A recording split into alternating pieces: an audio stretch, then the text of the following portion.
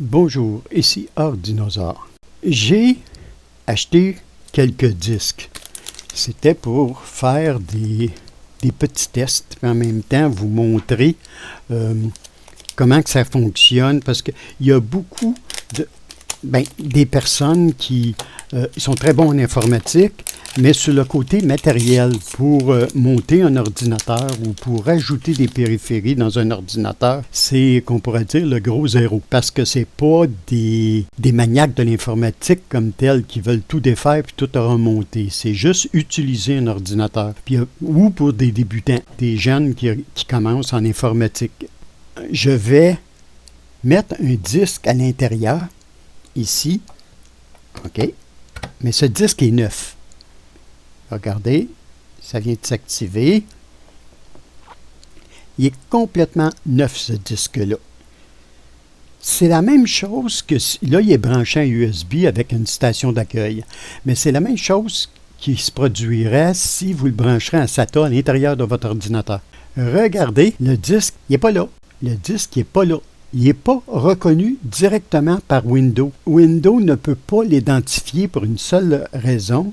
Vous allez ici dans le menu Démarrer. Vous allez dans Gestionnaire de disque, menu Démarrer, puis bouton de droite de la souris. Là, vous avez Gestionnaire de disque qui se rouvre. OK. Vous voyez, c'est automatique parce qu'il en reconnaît un comme étant pas identifié. Mais là, on va fermer ça pour l'instant. On va le faire autrement. Ça, c'est tous les disques que j'ai.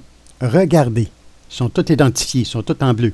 Ça, c'est des partitions spéciales, ils ne sont pas reconnus encore. C'est des projets que j'ai. Regardez, le disque est ici, c'est le disque 14, ce qui a ouvert tout à l'heure. Mais il est en noir, puis c'est marqué « Non alloué »,« Inconnu ». Là, on va aller ici.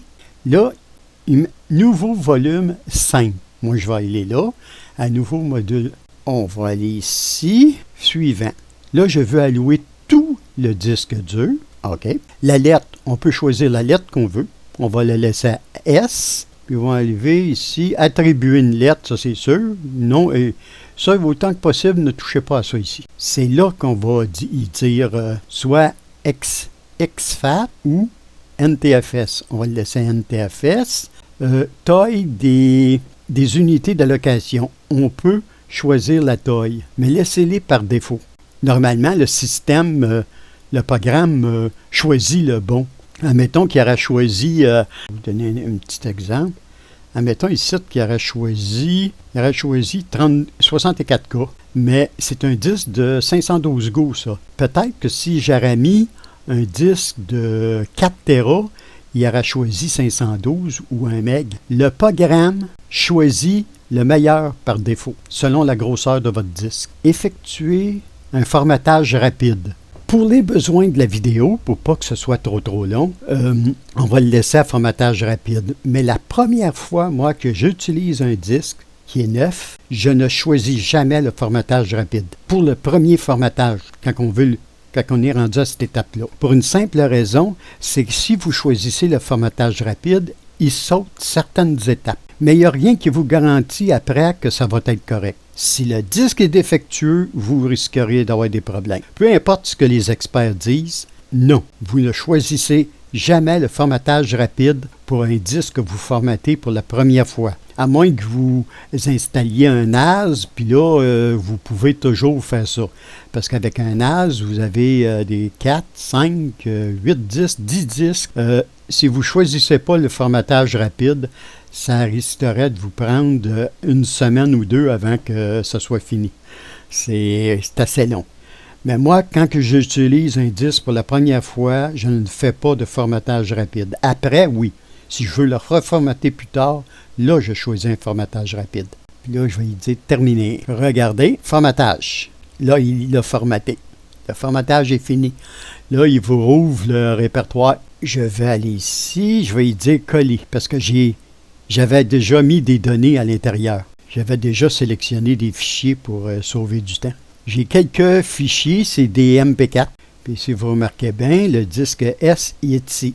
Là, à cette heure, il est reconnu par le système. Là, j'ai rien qu'à le fermer. Puis mon disque est parfaitement reconnu. Maintenant, je vais vous montrer ce qu'il y a d'intéressant dans une station d'accueil. Je rentre un disque ici sur le côté. Ah! Bon, il faut être exactement dans la coche. Là, je vais faire... Ça, c'est le T qui est ouvert en l'air, puis le OK. Maintenant, je vais alimenter, c'est tout. J'ai un disque ici, un disque aussi dans la deuxième.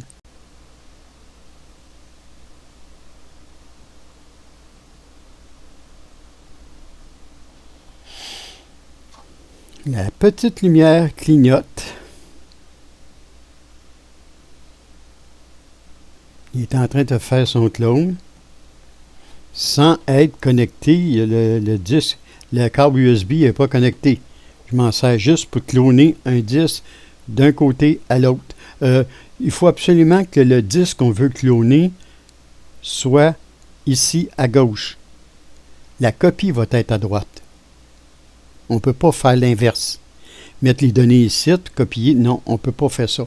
Il fait le clone de partir de la gauche vers la droite. Puis n'oubliez pas, quand vous appuyez sur le bouton et la petite lumière devient bleue, vous le relâchez, vous repesez. Faites ça très vite. Puis là, celle-là est supposée, dès que celle-là flash, ça veut dire que le clone est en train de se faire. Puis là, le clone qui est en train de faire, parce qu'il n'y a pas beaucoup de données, d'après moi, il copie tout au complet. Les partitions, tout, là, c'est un clonage complet qu'il fait. Puis là, c'est un 512 Go, 500 Go.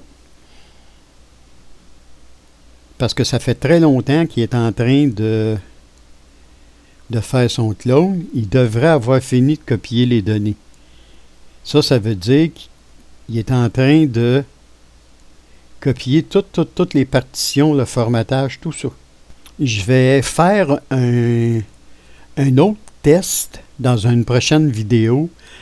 Je serais curieux de savoir si, mettons, ce disque-là n'aurait jamais été identifié par Windows. Là, avec le câble déconnecté. Juste s'en servir pour cloner. Si celui-là n'a jamais été identifié, je ne suis peut-être pas obligé de passer par le gestionnaire de disque. Parce que vu qu'il copie les données, les partitions, tout, il fait une copie conforme de celui-là de gauche à celui-là de droite. Parce qu'il fait une copie conforme tout au complet. Il ne fait pas une copie des données.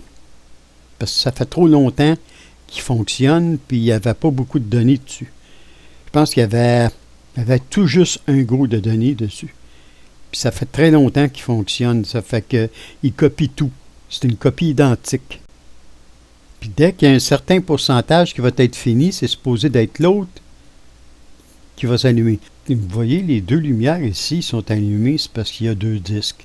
S'il y aurait eu qu'un disque, il n'y aurait eu qu'une lumière d'allumée. Soit celle-là, soit celle-là. Je ne regrette pas d'avoir acheté cette station d'accueil-là. Très, très, très pratique si on veut cloner des disques. Puis tout le monde, tous les anciens de l'informatique, ils n'appellent pas ça une station d'accueil, ils appellent ça un toaster. Ça ressemble à un toaster. Puis quand il va avoir fini de faire sa copie, quand je vais rebrancher, il va m'ouvrir dans mon Explorer les deux répertoires principaux de chacun des disques. S'il y a des fichiers MP4 dans les deux, ça veut dire que la copie a été faite. C'est 500 Go. Puis c'est déjà très long. J'ose même pas imaginer quelqu'un qui a un 16 Tera ou un 28. Puis là, la vitesse de votre connexion USB, ça ne sert à rien. Là, regardez, le câble est ici, il est déconnecté. Il transfère direct à direct. Fait qu'il ne peut pas avoir de perte à cause de... C'est un USB 2 ou un USB 3. Ça, c'est un USB 3. Ça prend 1 heure pour 500 Go. Donc, ça veut dire 2 heures pour chaque Tera. Eh boy! Et voilà. C'est deux disques complètement identiques. Ça a pris 1 heure pour 500 Go. Très bon petit appareil. C'était Ortinosaure. Salut, à la prochaine!